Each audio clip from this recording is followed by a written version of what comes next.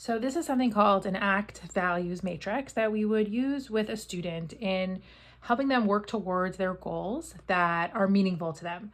And we start here in the first quadrant at the bottom with values. Now, a value is something that is a little bit more abstract. For some of our younger students, it could be something a little bit more tangible.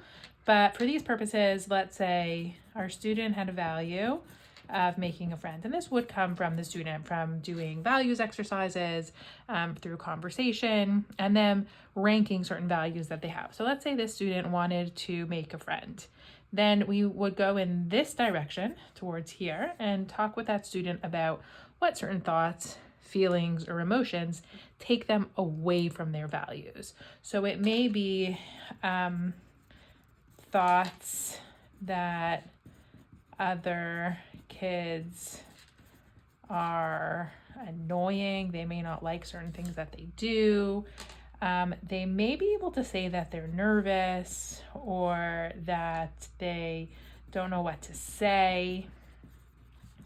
And this could also come from conversation, from knowing the student. And we want to really identify those private events that are keeping them from acting in accordance with their values. And you could do this a couple times.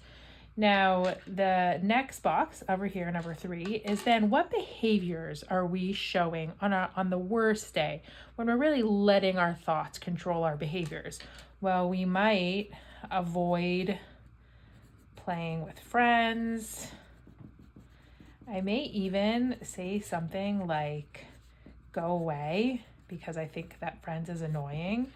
Or I may, not interact with friends, but guess what? That's not really going to get me closer to my value.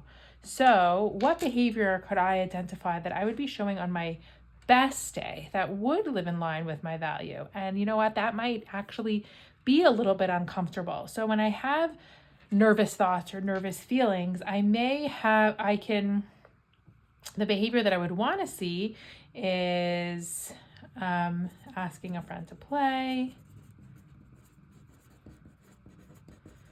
Or, maybe if I'm finding something annoying, I can walk away.